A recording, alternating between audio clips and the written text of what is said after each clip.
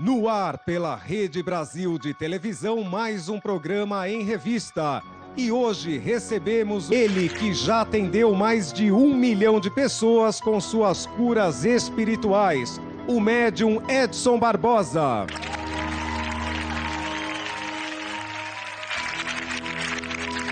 E vai entrar pela esquerda do palco, elegante e lindo como sempre. Deixa eu ver, mentalizando. EV Sobral.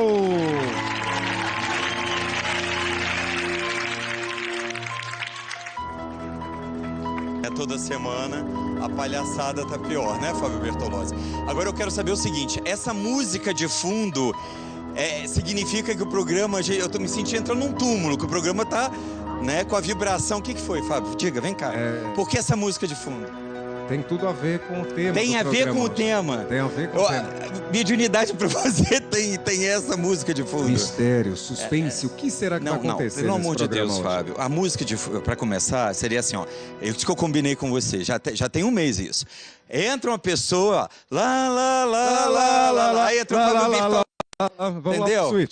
Pelo amor de Deus. Você com quantos anos, você hoje que atende milhares de pessoas por dia, por semana, com quantos anos você apareceu pela primeira vez a possibilidade de que você poderia curar alguém?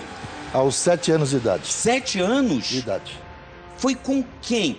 Quem que você curou? Você vai falar daqui a pouco, que eu preciso do intervalo comercial e a gente está curioso para saber. Edson Barbosa, obrigado por ter vindo, viu? Muito obrigado. A gente já volta. E eu deixei uma pergunta no ar para o meu amigo Edson Barbosa. E eu queria, Edson, que você me dissesse como foi que aconteceu aos 7 anos de idade essa cura, como se deu? Eu, quando criança, na infância, durante o sono, eu sonhava com um senhor que me ensinava ervas e beberagem.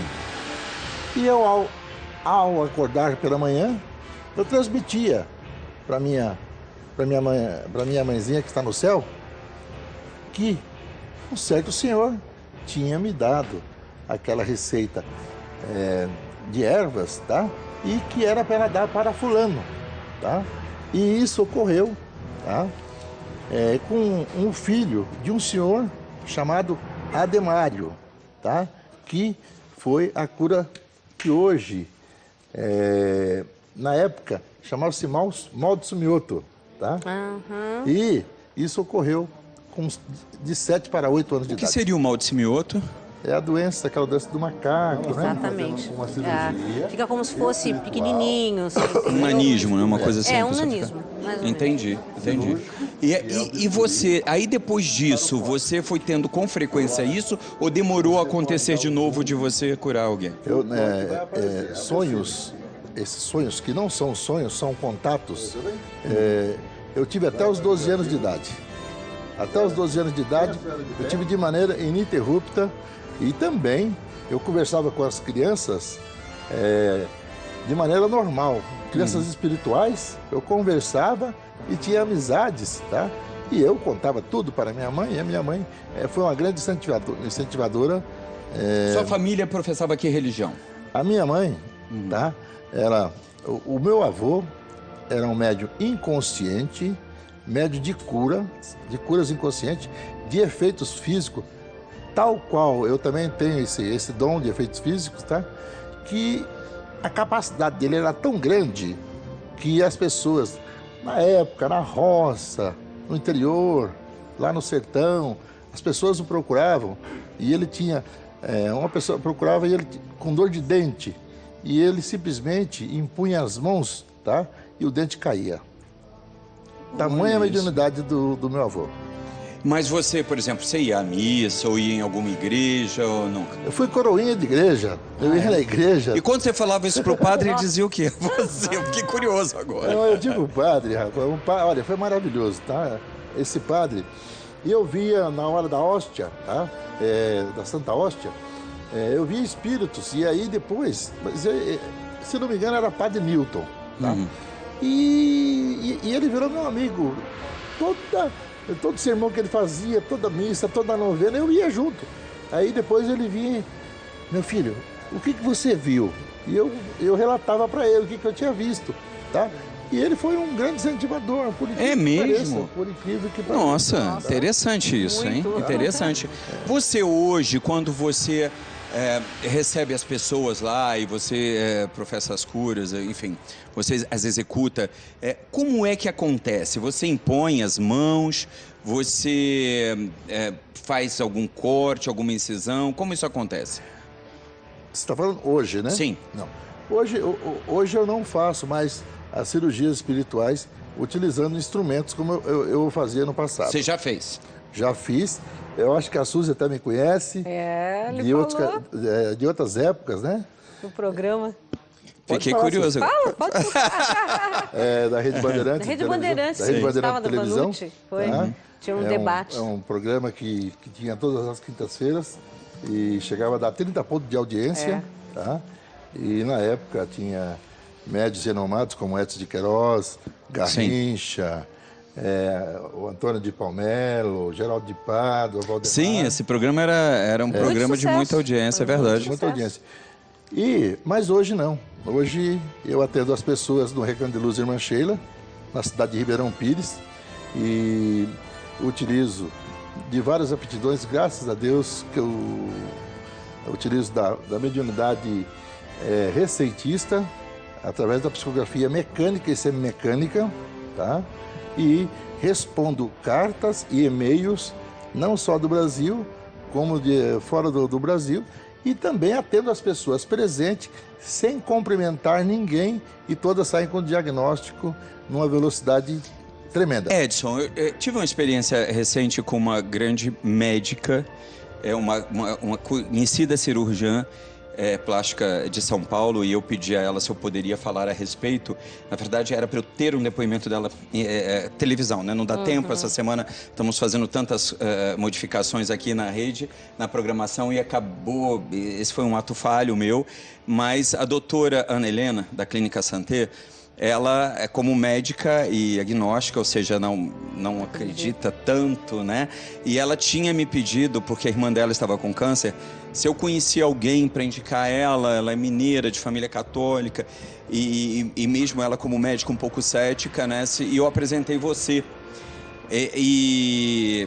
Independente de não ser a minha religião, não ser a minha fé, ela me pediu, a gente está vendo algumas imagens suas, né? Fazendo um procedimento. E aí, a doutora Ana, tempos depois, ela me conta que você chegou lá, olhou para a irmã dela, sem que ela desse a menor informação, você disse que ela tinha um coágulo, que era coágulo, tumor, não sei, do tamanho tal, com tantos milímetros, que estava localizado no local tal, e que disse a ela, eu não vou conduzir uma cirurgia aqui, mas você não se preocupe, que ela vai fazer uma cirurgia aqui no hospital, e ela vai ficar bem. E aí a doutora Ana, ela, ao mesmo tempo que ela se espantou com a sua sapiência com relação àquilo, ela disse para mim que ela ficou meio desgostosa, porque ela sabia que a irmã dela não ia fazer nenhuma cirurgia. Você vai embora, e aí, mais tarde, entra o médico realmente, não era o plantonista, mas o médico dela, à noite, e fala para ela, Ana, nós vamos fazer uma cirurgia daqui a uma semana na tua irmã. E por que você não fez a cirurgia? Às vezes você recebe essa recomendação? Eu ouço. Os amigos espirituais, o médico espiritual, ele chega e ele simplesmente... mas não fala comigo, mas não é falando mental, é tudo mental, tá? E ele disse para mim, não é recomendável. E por quê? Porque não é recomendável, e aí ele jorra, forma pensamento, tá? E eu falo para as pessoas o que vem na minha mente de maneira instantânea, tá? Então, eu ajo como instrumento, como intermediário, tá? De um médico espiritual. Da mesma forma, Ana, depois já te conhecendo, levou para uma pessoa que já estava desenganada e estava muito mal, que é um grande amigo dela, um dos melhores amigos dela, e uma das pessoas mais conhecidas da estética desse país, que é o Marco Antônio Biagi, né, o cabeleireiro. E a gente tem a notícia que logo depois da sua visita, no dia seguinte ele liga para ela, né? E ele já não estava nem falando direito, né? Estou aqui em rede nacional, eu fico feliz com o relato da doutora Ana Helena, tá? E é boníssima. Ela pediu que eu fosse visitar o Marco Antônio de Biagio, tá? Eu não relato e não exponho as pessoas. E quando eu cheguei no Hospital São José, Marco Antônio de Biagio estava pesando 40 e poucos quilos. Eu vi na tá? vida. E naquele instante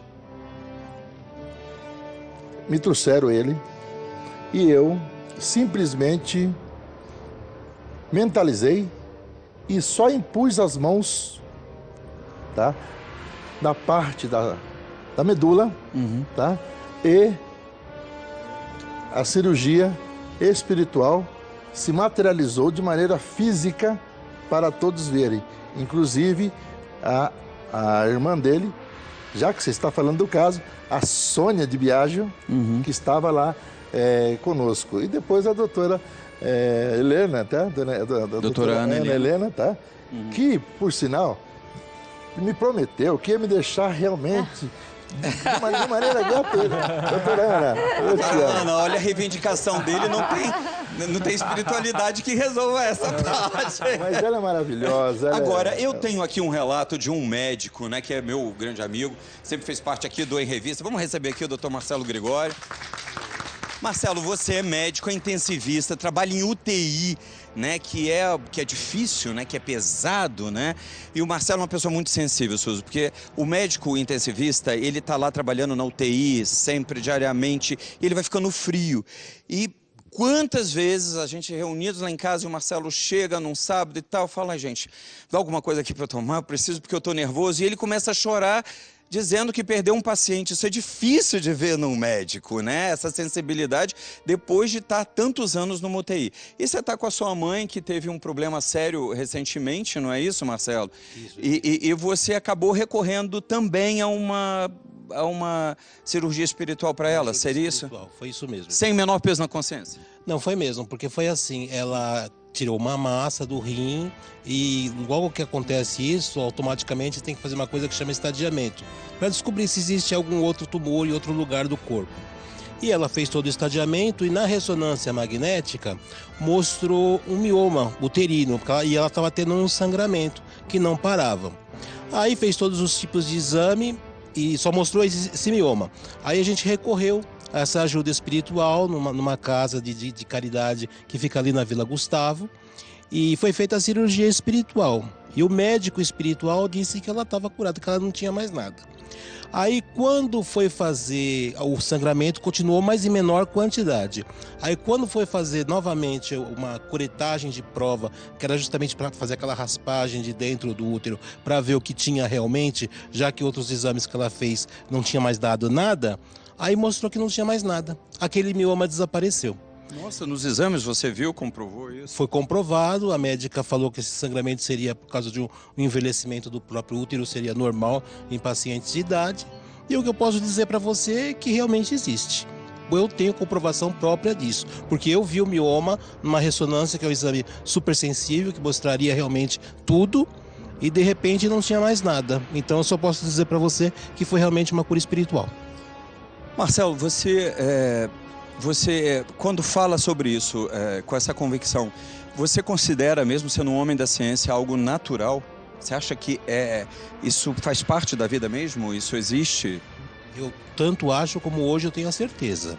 Eu acho que Deus vai colocando as coisas na vida da gente pra gente provar, né? E eu com a minha mãe posso dizer pra você que tive a experiência e posso dizer com certeza, existe mesmo. A cura espiritual, ela existe, ela é verdadeira. Legal, Marcelo. Obrigado sempre, meu amigo. Sua presença e sua palavra tão bacana aqui. Hoje não falando de ciência, né, mas falando sobre isso. Você pensa dessa forma também, Edson? Não adianta que se a fé não vier do lado de lá? A fé é tudo. A fé é tudo. E se logo penso, sou. Sim. É o poder que a gente tem de acreditar até na gente mesmo. Exato. A fé é tudo. E vou contar um casinho de Chico Xavier. Porque convivi com o Chico há aproximadamente 22 anos. Nossa. No ano de 1980, eu estive com o Chico Xavier, tá? E eu chorei 2 horas sem parar. Emocionado, tamanha foi Eu não tinha palavras, tá? Passado algum tempo, Chico me orientou a fazer psicografias que chamava-se mensagem de intercâmbio. Eu tinha uma facilidade muito grande de desprender do corpo e manter contato com os amigos que iam se comunicar. E ele me orientou e eu fiz isso por 3 anos. Até que chegou um determinado dia, eu já estava fazendo cirurgia com cortes e eram milhares de pessoas. E aí ele chegou em mim e falou assim: meu filho, a sua mediunidade é tão linda. Milhares ou milhões de pessoas vão te procurar nessa vida. Não faça mais isso. Você tem habilidade, não faça mais cortes. Utilize do dom que Deus lhe deu, que é o de efeitos físicos e demais dons. Então foi assim que você parou? Eu parei. Cirurgias dessa forma. Eu já não me sentia bem, tá? E o Chico ainda deu uma forcinha. Não. Então Acabou. Acabou. Lógico. Eu gostaria de fazer uma pergunta para eles, porque assim, quando a gente vai participar de um concurso, a gente tem que cuidar do corpo, tem que ter cuidados com a alimentação de uma maneira estética, para o corpo parecer melhor. Para vocês terem esse dom, para desenvolver um pouco mais, que nem Jesus, quando foi para o deserto, ele fez 40 dias de jejum. Vocês têm algum tipo de alimentação especial? Tentam enfraquecer esse instinto? Eles vão responder daqui a pouco, adorei a pergunta, vou deixar essa pergunta. Pedro, você deixou uma pergunta no ar para eles. Sim. Afinal de contas, tem alguma alimentação especial? Porque, inclusive, dentro do cristianismo, você tem o jejum para conseguir atingir um ponto, né, mais profundo da fé. Como é para vocês que desenvolvem seus dons dessa forma? Quem quer falar primeiro? Eu falo. Por exemplo, nos dias de atividades... Obrigada. Nos dias de atividades, eu não me alimento. Ah, não? Eu não me alimento. Não come nada? Não me alimento. Eu simplesmente... Água, sim. Água, líquidos, e eu tomo café para descontrair, para o povo não achar que a gente é deusinho. Eu quero tirar isso, tá? Eu fico bem à vontade. Eu não me alimento. Agora eu vou explicar por quê. Explique por quê. Porque eu tenho muita sensibilidade e às vezes eu capto, tá? Eu capto aquelas energias que se materializam, inclusive com objetos. Isso eu tive essa experiência. Com objetos? Tá? Objetos no estômago e me causava vômito durante o transe mediúnico. Então é por isso que eu não me alimento. Tem pessoas, eu sou daquela opinião, eu sou meio caipirinha, mas é um caipira, tudo que entra, não, o ruim é o que sai.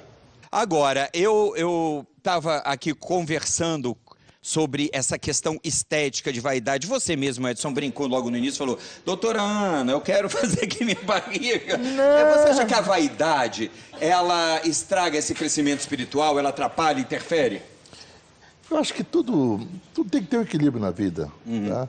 E as pessoas, elas têm que estar felizes por si, não pelo físico. Eu acho que a felicidade, ela não está aí. Eu gosto muito de Paulo de Tarso, tá? Eu poderia conversar com Jesus, fazer milagres, mas se eu não tivesse amor, de nada valeria. Então, olha, é muito bonito isso, né? É muito bonito. Né? Eu acho que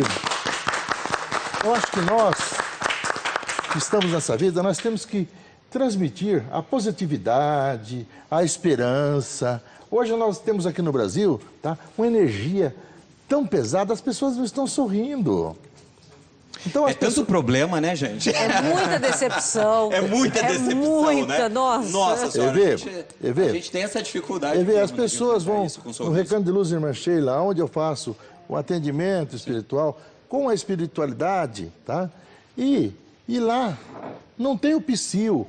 Nós colocamos canções para que as pessoas esqueçam das suas dores. As pessoas não são obrigadas a ficar sentadas. Me mostra aqui esse livro aqui seu, que é um dos mais conhecidos seus, né? Que aqui para qual câmera eu mostro? Para a sua, Ricardo? Então vamos ver. Na Medicina do Além, né? Que você comenta fatos, né? Esse, né? Medicina do Além, um presente de Jesus para a humanidade, tá? É editado em parceria com com o Fábio Dionísio e comigo, parceria minha. E esse eu trouxe, mas não é para você não, é para sua mãe, Para tá? minha mãe, claro, tô levando para ela, dona Yonga, aqui, ó. Esse aqui fala sobre... Esse aí... Que é o nome da sua casa, né? Da casa que você atua, né? Exato, Irmã Sheila, missionária do amor, tá? Que pela Igreja Católica, Nossa Senhora de Chantal, uma das reencarnações dela, na França, tá? E ela veio na Segunda Guerra, e aí relata a história de Irmã Sheila e as 3 últimas reencarnações de Irmã Sheila. Eu vou falar uma coisa para vocês. Eu tenho uma certa resistência com essa questão de vidas passadas, até pela minha formação católica mesmo. Eu já estou ligando a live, que a gente vai entrar ao vivo agora para vocês perguntarem o que vocês quiserem, falarem o que vocês quiserem. Entra no meu Facebook e já vai ver ao vivo já essa live aqui que a gente está fazendo. E, rapidamente, Edson Barbosa. Dia 19 e 20 de agosto, em São José dos Campos, o grande encontro de amigos de Chico Xavier. É só acessar www.chicoxavier2017.com.br e faça a sua inscrição. É isso aí, Edson Barbosa. Daniel Casimiro.